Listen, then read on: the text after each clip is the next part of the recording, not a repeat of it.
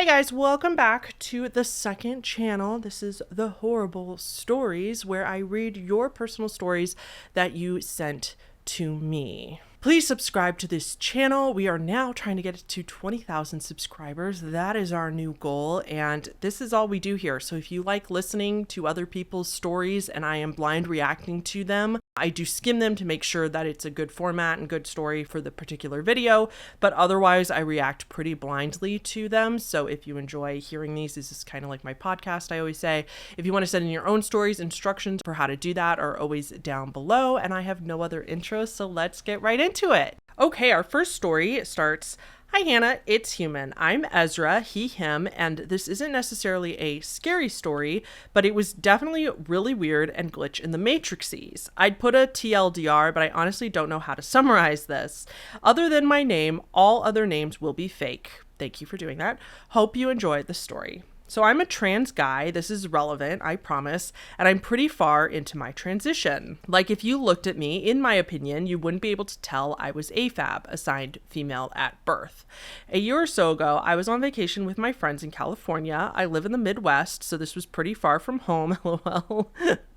I totally know how that goes. My whole family's from Wisconsin, and going to vacation, going to visit family in Wisconsin is like, it's just like tornado area. Like it just looks like a tornado could come out at any point. There's no water, it's very weird. Yes, I get it. I've been to the Midwest a fair few times. Okay. We were walking around the Santa Cruz Boardwalk amusement park and standing in line for a ride. We just so happened to be standing in line behind a person with a trans flag pin and a Stardew Valley keychain on their backpack. Stardew Valley was and still is my special interest. I'm on the spectrum, so needless to say, I got very excited and just had to compliment it. Me saying that started a conversation with me and my friends and the other group, and since both groups were mostly LGBTQ, and it was during June, that was a talking point too. After both groups got off the ride, we decided to walk around together for a while. We stayed near the beach for almost a whole day, and me and the person that I originally complimented, we'll call her Brielle, decided to stay by ourselves for a while longer while the others went home/to the hotel. We got fairly close and ended up talking about our experiences being trans.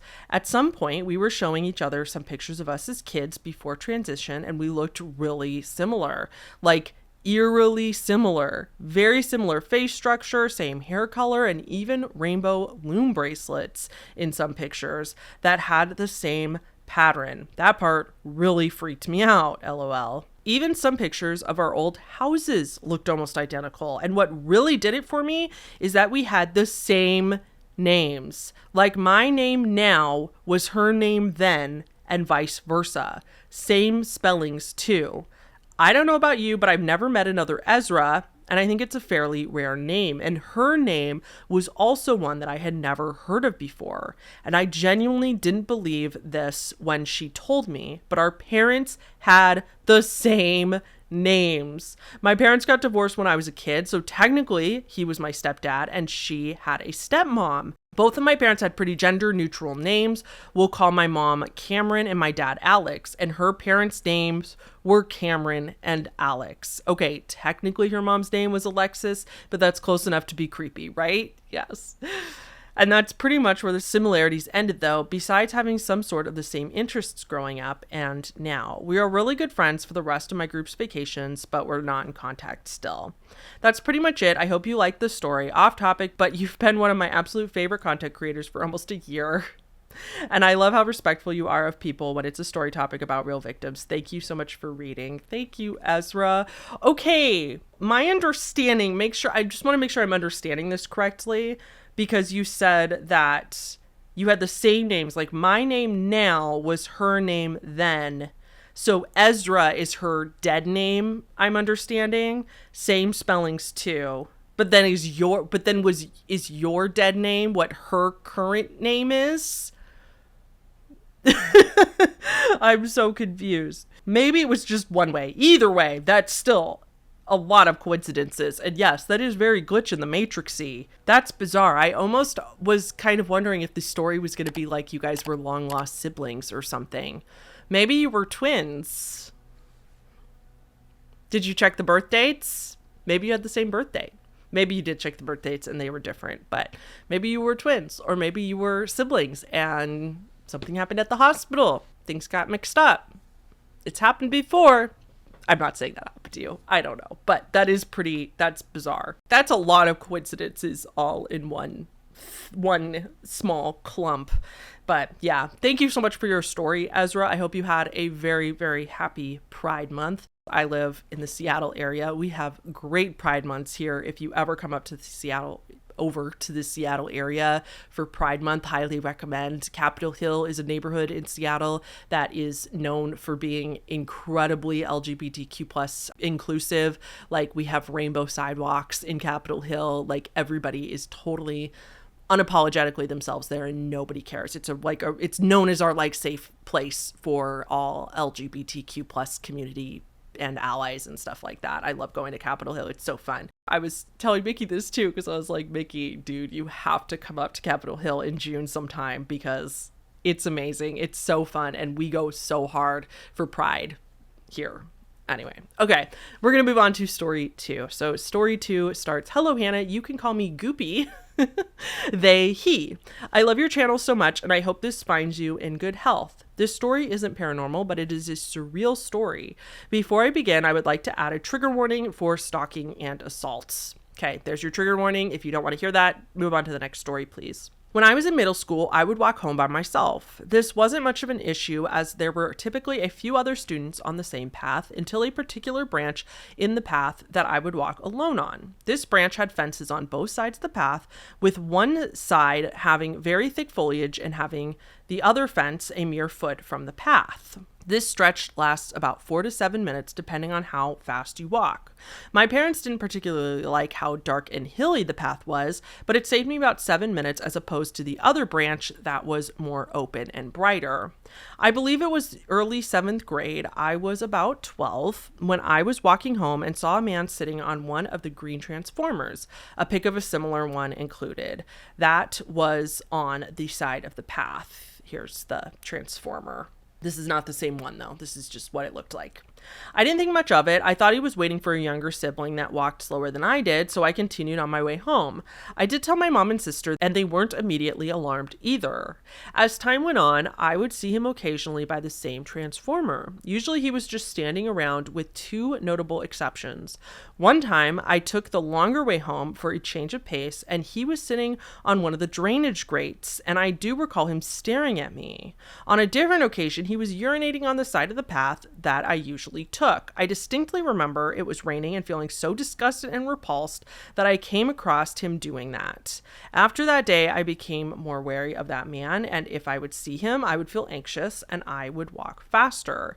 Fortunately, though, I began to see him less frequently. I typically see him 1 to 2 times a week and then change to maybe once every other month. Fast forward to 8th grade, I hadn't seen the man in several months. I was still on my winter break when I had a dream where I was being followed by a dark figure and I would be running on a white concrete path in broad daylight. The dream always ended when I would trip on a step in the middle of the path.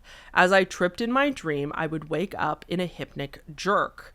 I am someone who used to suffer from frequent recurring nightmares as a child, and I typically have bad dreams, so I wasn't alarmed by this.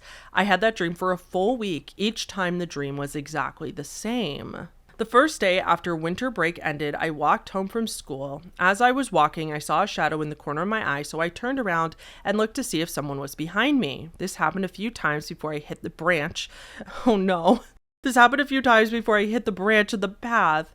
I even yelled hello a few times because I kept seeing the shadow behind me. I thought I was just being paranoid and I didn't see anyone behind me whenever I would turn around. Oh, that's so creepy. I hate that. Oh my God, that's so creepy. As I was nearing the end of the path, I heard footsteps behind me that sounded like someone was jogging. So I got off the path and tried to gesture for them to get in front of me since I thought they were going for a run. I was approached by the man who I'd seen on my walks for all this time. He said, "I'm sorry," in a really weird accent that I've never been able to place. Oh my God. And he grabbed me from behind as he covered my mouth. What? That escalated quickly. Oh my God. Oh my God. I will forever be thankful for my big ass backpack. I had so much stuff in it, it gave me about a foot of buffer between me and the man. I was able to scream no several times before I shook him off, and we both ran in opposite directions. I did cry while I was running home, and a police report was filed. Okay. Whew, oh my God. There was also a camera on that path that did capture the man running away, though he was unable to be identified from the footage. I unfortunately was never able to remember what the man looked like. I was able to remember his complexion, but nothing else. Fortunately, nothing like this has happened in my area since. For context, I am a female and I am quite small for my age. I am 5 feet tall with shoes on, and at the time I was around 100 pounds. So you're tiny. Oh my God, he could have just scooped you up. Oh, thank God for your backpack. Jeez. Who knows what would have happened if it had ended differently. It's been several years since then, but I haven't had a recurring dream since, and it's the only time I'd ever had a premonition. That is what it sounds like, huh? Is that your dreams were like warning you that this was going to happen. I hope this wasn't too much of a bummer. Thank you for reading. If you post this on your channel, stay safe out there, fellas. Goopy. Not too much of a bummer. All these stories are usually bummers. That's what we do here. So no worries about that. But I'm just so sorry that you went through that. I will never forget the time that my mom told me that if somebody ever, when I was a kid, obviously not as an adult, but like when I was a kid, she told me that if somebody ever pulled up and told me to get in their car, say no, no matter what. And I was like, well, what if they have a gun? And she told me, I'll never forget this. She told me to tell them confidently that then you'll have to shoot me here because at least my family will find where I am. That's what my mom told me that when I was a kid. And it's terrifying, but she was basically telling me that I had a better chance of survival dying out there on the street if they shot me, or being shot, or running away and having them shoot me. I would have a better chance that way than, she was basically saying, because if you get in that car, it's all over. Like, you get to a second location, that's it. You almost never come out of that alive after a kidnapper takes you to a second location. And I am not saying anything about all those victims who can't get away or can't fight. They're little badasses too. I get it. I'm not saying that, but also good for you for fighting, because it's called fight, flight, or freeze for a reason, right? Thankfully, you had the fight and the flight aspects, your brain, that's how it reacted. Some people, their brains totally betray them and they just freeze and they don't know what to do. And then that would give them the opportunity to be brought to a second location. So I just think that's a good lesson for all of us, is that, our brains won't go where our body hasn't been, that saying. And that is meaning, like, that's why we do fire drills, because our brain doesn't know what to do in case of a fire if our body hasn't practiced what to do to make it autopilot, right? So like, I'm not saying go practice the scenario of getting kidnapped, but I'm saying, like, thinking of it in our brains and thinking through, as scary as it is, like, what would we do in that situation, so that we have it in our minds. If this happens, I'll do this. If this happens, I'll do this. If this happens, I would do this, because that way your brain doesn't have to think about what you're going to do as hard. Your brain will hopefully just react. Doesn't always work. I'm not saying like that means everybody's safe from kidnappers and stuff, but I'm just saying, like, it's better not to pretend that it doesn't happen. Does that make sense? So, okay. Whew, that was long-winded. I'm going to go on to story 3. Thank you so much for your story, Goopy. That was terrifying. Okay. Hi, Hannah. My name is Sarah, pronounced like Sarah. Thank you so much for telling me that, because I definitely would have said it Cara. Trigger warning for this story: true crime and child murder. Again, just a heads up. I know you guys expect that kind of stuff in these videos, but just FYI. All right, I'm typing this on my 36th birthday. Happy birthday, even though you sent me this a long time ago and it's no longer your birthday, but happy late birthday. I found out about your channel a couple months ago while watching one of Loie Lane's live streams. I binged all of That's so sweet. Loie Lane, a couple people have told me that Loie Lane has mentioned me in her live streams. And I do stop into some of her live streams sometimes, but she often live streams at a time where I can't make it. And I do like her live streams because I like watching creepy. You guys should go check her out if you haven't, because she will like live stream watching little horror movies and stuff and doing horror games and stuff. It's really fun. And so I have heard that she's mentioned me before, and it's so sweet. I love her. Okay. I binged all of your available videos. I'm excited that you're still accepting stories. Always. I think your voice is very relaxing and I've fallen asleep to your videos. My favorite videos are your TikTok debunking videos and iceberg videos. I have ichthyosis vulgaris. You mentioned ichthyosis as a whole and harlequin ichthyosis in the do not research iceberg. Few people know about my condition because it's easy enough to hide with clothing. I'm an open-minded skeptic. Most paranormal stories make me roll my eyes. I believe that there is life on other planets. We can't be the only ones. Same, agreed. But most, if not all, the stories about abductions and sightings are fabricated or misidentification. Same, I agree. Totally agree. It's not that I don't believe in aliens. I just don't think that there's I think the vast majority of unexplained aircrafts can be explained by drones or the military. I just don't think that they have come to Earth, and I don't think people have been abducted. Just personally. I'm not saying I don't believe in aliens, because I do, but I pretty much agree with Sarah. Exactly. So, okay. I want there to be magic and magical creatures in the world. I believed in Santa into my teens, and I still want him to be real. Most cryptids are misidentified, for example. Bigfoot is a bear walking on its back leg. A chupacabra is a canine with mange. Mothman is a harpy eagle or big owl. I accept that people saw something, but if it wasn't a human faking it, it can be explained. Even if it's just an animal, it's still a cool sighting. I love animals. Okay, are you in my head, Sarah? Because this is exactly how I feel. I shouted into the microphone. Sorry, I got excited. This is exactly how I feel about cryptids too. I have been binging the podcast Monsters Among Us, and it's a cool podcast. If you like, it's an old style. The format of the podcast is like a radio show, like they do an old style. The host is named Derek Hayes, and he does his little like voice synthesizer to make his voice really deep and cool. And then he does it like a call-in radio show. So people call in with their sightings and their stories, and then he comments on it. And I do appreciate, he's definitely a believer, but he does debunk a lot of the stories or tries to come up with logical explanations, and I really appreciate that about his show. So if you are done with my videos, if you watched all my videos and you need something to binge, check him out if you like that kind of thing, if you like personal stories, because it's really good. And this is exactly what he was just talking about, is that like the chupacabras are often a canine or an animal or a fox or something that has mange, the mite that like causes severe fur loss, and it can make animals in the wild look really, really creepy and look like stories. Same thing for Bigfoot. I honestly think there's more than we know of people dressing up in Bigfoot costumes and then wandering around in the woods just to scare people. Like, I honestly think that happens more than we think. And I just find it interesting that like we never have videos or photos of this stuff that people claim to see. It's not that I don't believe all the stories, or like you said, I believe they saw something, but that most of them would have an experience. Now, the ghost part of all that is another story. I have different thoughts on that. However, I totally agree with you on the aliens, UFOs, and the cryptids. Okay, let's move on. Sorry. I like the stone tape theory. Basically, something traumatic happens and the energy of the event leaves an impression on the place, and it plays out the scenario like a video on a loop. Oh, I had never heard of that before. I don't mess with Ouija boards just in case. I have had sleep paralysis and nesting dreams, the dreams where you think you're awake, but you awake again.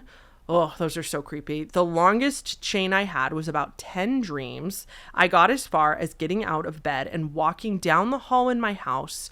Then I blinked and woke up again in my bed. So I started blinking on purpose to get out of it. Like Dan Cummins from Scared to Death says, only one has to be true, then they all can be true. Okay, I am going to comment on that too, just to make it like clear. Like separately, Sarah was saying that she has really bizarre dreams, or the nesting dreams where she explained you feel like you're awake, like you get up, you feel like you woke up, but you didn't actually. You were like waking up. It was it's Inception kind of things. But she's talking about Scared to Death as another creepy podcast where Dan Cummins and his wife, Lindsay. I also have listened to a lot of that show. I've been taking a break for a while, but I'll go back to it. I do really love their dynamic as well. So Dan Cummins, he's a comedian, and his wife, Lindsay, they sit down and do a podcast, and he tells a story, an in-depth story and the lore around it of something that allegedly really happened. And then Lindsay goes and tells a long, scary story from a listener. And they talk about all those things. Lindsay is very much a believer. She believes everything. It's actually so adorable. Like, I don't mean that in a condescending way. It's just cute because she like gets mad at Dan when he is like making fun of her for believing in like Reiki and stuff like that. So anyway, also recommend that podcast if you need something to binge, something creepy to binge. Okay. Now for some history. On June 9th, 1912, the Moore family, Josiah, who's 43, Sarah, 39, and their children, Herman Montgomery, 11, Mary Catherine, 10, Arthur Boyd, 7, and Paul Vernon, 5, went to a Children's Day program at the Presbyterian Church. Sarah helped to organize it. They invited 2 of Mary Kathleen's friends to spend the night, Ina May, 8, and Lena Gertrude Sillinger, 12. If these are not the most early 19th century, turn of the century names, if I have ever heard them. The Stillinger parents weren't able to be reached to give permission, but it wasn't the first time the girls had spent the night. Everyone went to bed, Josiah and Sarah in their room, the Moore children in one room, both rooms on the second story, and the Sillinger girls on the bottom floor. At some point in the night, someone entered the house or was already in the house. I've heard that cigarette butts and or dust was found in the attic. The attic was more like a crawl space used for storage. Imagine a giant walk-in closet with a door in the wall. That's where I think the killer hid. The parents were killed first. The blade of the axe was used on Josiah at first, but then the axe was turned around and the flat end was used on everyone else. There were notches found in the ceiling beams of the room. The next morning, the bodies were found. The doors were locked, which wasn't common at the time. The windows and mirrors were covered with sheets, and I think it was done after the murders. Those are the main details that have been proven, except for how the killer got in. The case is unsolved. I won't go into much more detail. It's been covered by multiple podcasts and shows, and you may end up covering it at some point. Yeah, the Moore murders. I definitely heard this story before. I always forget the details, though, because I have so many cases in my head, but yeah. The house is currently a tourist attraction. You could take tours, ghost hunt, and spend the night. The house has been furnished in a way that would have been the night of the murders. There's still notches in the ceiling and an axe propped up against a door frame. I doubt it's the murder weapon, but it was 1912, and Villisca didn't really have a police department. Now for a little history about me. My great-grandfather built a house and started a pig farm outside of Villisca. After my grandfather got married, another house was built on the land. When my great-grandfather retired, he and my great-grandmother moved to a house in Villisca. And my father, mother, and myself moved into his house. We also had a crawl space attic in our house. I lived in Villisca from the time I was around 2 to 3 to 7 years old. When I was 7, it was probably summertime. I remember it being warm outside. My parents took me to the Axe murder house. I don't know why, probably because it had just been opened up for tours, and my dad grew up hearing about it. My great-grandparents lived a couple blocks away. The only thing I really remember about the house was feeling very cold at the top of the stairs next to the grandfather clock. The house doesn't have air conditioning. I would love to go visit that house. Oh my gosh. I wouldn't be afraid of it being haunted. I would just really want to go see it, like be in a place with such a dark history. Years later, I was in middle school, about 12 to 13 years old. I lived in Reno, Nevada, and I hadn't been to Villisca or heard about the house since I moved. My parents divorced and I hadn't visited. I was doing my homework and had Scariest Places on Earth playing as background noise. For anyone who doesn't know what the show is about, it's hosted by Linda Blair, the possessed girl from The Exorcist, and narrated by Zelda Rubinstein, the medium from the original Poltergeist. It aired on ABC Family and maybe Fox. I watched it on ABC Family. Linda would introduce the place and the contestants. People would go into the haunted place to spend the night and ghost hunt. Zelda would tell the audience the history of the location and the evidence that had been collected by other ghost hunters. When Zelda mentioned Villisca, I started paying attention. When I saw the house, the memories came flooding back. I had never told anyone because I didn't remember it. My spine tingled and I got goosebumps. I asked my mother about it and she confirmed that I had been to the house. I became kind of obsessed and wanted to learn as much as I could about the house. Google and Wikipedia didn't exist then. I didn't have access to archived newspapers. I was able to order a book from the library in Iowa, and I checked out through my local library. Getting information was a lot harder back then. The book I got was a fictional retelling of the murders. The author used gossip and his own imagination to solve the case. Since then, anytime I see something about Villisca, it grabs my attention. I have searched for podcasts and YouTube videos by searching for Villisca, and that is how I found Scared to Death. Just thinking about it gives me chills. In my opinion, the energy caused by the trauma of the murders is what people are feeling in the house. Thank you for reading my story. Even if you don't share it in a video, I'm happy to share it. Sarah. Thanks, Sarah. Thank you for giving us a really good rundown of the Moore murders too, without getting into too much detail. I really appreciate that. Just like a quick summary of it. So my understanding of your story is that you were taken there when you were 7 years old. You felt cold at the top of the stairs, but then once you left, like you kind of forgot about it for a long time and didn't think about it again until you were a teenager and living in Nevada and you saw it on TV, and then all those memories came flooding back. And then that kind of grew an obsession. You should definitely go back someday. But yeah, no, I like that. That was really interesting. Okay, this is the fourth story for today's video. This one goes, "Hey Hannah, this is a short, creepy story I remembered the other night that keeps coming to my mind. Thought I'd share. So I've always been a bit of a paranoid sleeper. I'm no stranger to thinking I feel someone staring at me during the night, and I would face the wall and keep my blanket wrapped around my head to keep the feeling away up until I was 19, and sometimes still do it today. There was one night, same time during my freshman year of high school, where this feeling just wouldn't go away. I flopped over and, surprise, surprise, I saw nothing. That was until I looked over to my bookshelf across the room. On the bottom shelf, which I kept clear for my cats, was a humanoid face staring back at me with a disgusting grin. Even though my eyes were already adjusted to the dark, the shelf surrounding the face was pitch black, leaving only the whites of the eyes and teeth visible. Oh my God, like the Cheshire Cat. I was frozen, eyes locked onto it, desperately trying to make out the shape of a cat there to explain it. But having owned cats my whole life, I was very aware of the difference, not only in the shape of the features, but the color and amount of reflection from the eyes.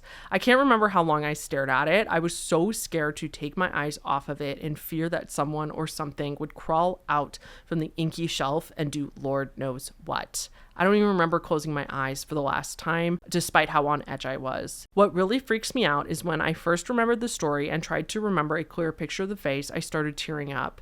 And just now, as I was typing this email to you, remembering the face swimming in inky black, I began to tear up again, also feeling clammy and slightly sick to my stomach. If you made it here, thanks for reading. Love your channels. Be sure to take care of yourself." Oh my gosh. Okay, that's from Anonymous, yeah. That's terrifying. I don't like that at all. I am curious to know if you looked in the morning when there was light. Did you look on that shelf and was like nothing there? You didn't specify in here, but I would be curious to know if there was items placed on that shelf that could have looked like a face in the dark. I don't know, like a basketball with reflective marker on it, or that's a really specific example, but you know what I mean? Like if there was a toy under there that was reflecting light in a weird way or something like that, and it looked really, really scary in the dark, and you were so scared that you didn't think to like look in the light and see what objects could have been there, that would have looked like that. If it was just books, terrifying. They couldn't make a face like that. Or if it was blank, if it was empty, also terrifying. But just curious to know if you had some follow-up to that the next morning, because that's what I would assume it was. Is I would like, if that happened to me, I'd be terrified. I think I would like turn on the lights or flash a flashlight on it to like confirm that it's not really a humanoid face thing staring at me. I can understand being so terrified you just hide under the covers though too. Don't get me wrong. Okay, this is story 5. This is our last story for today. Hi Hannah, this is the first time I've sent in any type of story, but I love watching your videos and I can confidently say I've binged them all. Thank you so much. You could refer to me by my name Mac, and my pronouns are she, her. This is a rather short story. I hope that's okay. Of course it is. I welcome all stories, long, short, and medium here. So for context, I'm 18 and live in a small town about an hour or two away from Los Angeles. My town is actually on those most dangerous cities to live in California lists. Definitely not a flex, but I just want to add some backstory to how shitty the place I live is. This happened a few years ago, back when I was around 11 to 12, if I remember correctly. I live on the second story of a really bad apartment complex. And when I say really bad, I mean really bad. My parents' car has been broken into more than once. I have bullet holes under my window. The police are constantly here. My next door neighbor got stabbed once. He's fine now, I think. To the point where we couldn't leave our house because the place was just drenched in blood. Oh my God. It looked like it came straight out of a crime show, plus countless other things. But this neighborhood is rather low income and often sketchy, if you couldn't tell from my previous comments. So getting onto the story, as I said, I was around 11 to 12, and there happened to be a dollar store right up my street, not even 5 minutes away. I've always loved taking walks, so I asked my dad if I could walk up there by myself, mainly just to get out of the house. Usually he would have said no immediately because I was young and my neighborhood was bad, but this time he said yes. I was so excited to walk alone for the first time, so with his permission, I left my apartment. I have always been the kind of person who can't sit alone with my thoughts for more than 5 seconds, so I always have headphones in. Same, girl, same. I am the same way. I have to have noise on around me. I have to have a YouTube video or a podcast or the TV going at all times. Literally, unless I'm reading a book, my mind has to be occupied. I get it. I don't know what that is.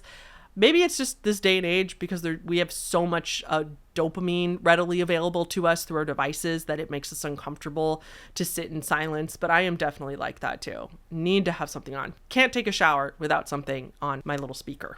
So I walked up there, got some things from the store, paid, and walked out. Nothing out of the ordinary. But when I was walking back, a white car pulled up right by where I was, and I could see 2 men who looked to be around their late 20s, early 30s. Ever since I was little, I loved watching crime shows, so I like to think I have a pretty good sense of what to do and what not to do in scary situations. I look at them, and the passenger side window is down, and they are talking to me. No one else was around, just child me and 2 grown men. I still have my headphones in, so while I see their mouths moving, I don't know what they're saying. Without a second thought, I full on book it out of there. I run as far as my non-athletic short legs can go and don't look back. I didn't stop till I was right in front of my apartment complex. When I did stop, I looked back to make sure no one else was around me. Thankfully, it was just me. So from there, I sped walked up to my place. Now I know it's completely fair to assume that they were just asking for directions or something simple, but the feeling in my gut told me something wasn't right. No. Climbing back up on my soapbox here, I will never forget when I was told this. I can't remember where I heard it, but normal people do not ask a child for directions or a child for help. That is where the whole, can you help me find my puppy thing comes into play. No adult needs a child's help to do that stuff. They would not be asking you if they don't have weird intentions. You just don't do that. And as for young women, I honestly believe unless there's somebody around to ask, I don't think you should ask very young women that kind of stuff either, because they are also a pretty vulnerable population. Not that other women aren't. I know women of all ages we're all scared to be in this world. I've been asked for directions before as a young woman. Hasn't bothered me. People have been very nice and everything, but they didn't ask me when there was people everywhere. Nobody else was around. I was the only one in the area, and I was walking, and they just stop and ask me for directions, and I'm fine with that. But if there was a giant crowd of people, you do not ask somebody in a vulnerable group for directions or for help with their puppy or help with this and that or gas or a phone call or what. It's just, I don't think that was ridiculous of you at all. I think that was completely valid, and I'm so proud of you for just running away, just booking it. Okay, I really can't explain why, but I just knew these dudes didn't have good intentions. Firstly, why ask a literal child, I should have kept reading, for directions as if I knew where anything was? And secondly, in the sketchiest ass place I live, there was about an 8 in 10 chance that these dudes did in fact have bad intentions. I didn't tell my dad about this at first because I was scared he'd never let me walk alone again, which would be understandable, but I was a kid who just got their first taste of freedom. After a few years had passed, I remembered the story and went to my dad saying, "Hey, remember that time you let me walk alone up to the store?" And he said, "I never let you do that." That's such a dad move to be like, I didn't do that. Which, no, this isn't a paranormal story where I discover I never left the house in my first place. My dad just has the memory of a goldfish. And I didn't want to admit to my mother that he in fact let me do it. My mom believes me because besides just having a really close bond with her, she knows that something that is very likely to happen. So yeah, that's the time creepy dudes approached me. If you are by chance reading this, I just want to say I absolutely love your content and I hope you enjoyed the story. Thank you so much. P.S. I would love to move, but I'm in college and can't afford to do so, nor can my parents. So for now, we just gotta power through it. Oh, and also I walk around now. I have pepper spray on me. I'm prepared this time. Good job. I would imagine in a neighborhood like that, most people also know that most women or children walking around by themselves would have some sort of protection on them because it's a neighborhood like that. Thank you so much for your story, Mac. Like I said, I know you said it in your story right after I got off my soapbox, but you said yourself in the story that people don't just ask kids for directions. And especially in a neighborhood like that, if those men did have like not nefarious intentions, if they did have innocent intentions for some reason, which I highly doubt because again, they were talking to a kid, then they're stupid anyway and didn't deserve your help or your directions because they could have looked around in the neighborhood and realized that the last thing they should do is slowly pull up next to anybody walking alone because that's terrifying. That was their fault. And one last thing I'll say about it is I kind of touched on that, but that's such a dad move. My dad would always like went through this phase where he wasn't killing mosquitoes that landed on him because he told me that in 20 years, when he stopped killing mosquitoes for 20 years, the good karma that came from not killing mosquitoes would eventually catch up. Like they would know that he was not a mosquito killer and they would just stop biting him altogether. Maybe he was just bullshitting me, but he told me even that he'd give me $5 in 20 years if he was wrong. And that's probably why I remember that event so specifically. And it's totally possible that he was just messing with me or bullshitting me or whatever. And I just remember his tone being very serious. But regardless, when I bring that up, he doesn't remember that. Like he doesn't remember telling me that. And I remember it so specifically because I was like, kill the mosquito that is sucking your flesh right now, sir. So anyway, that's it for me. That's all the stories we're going to do today. I will see you guys in the next one. Thank you so much for watching and okay, bye.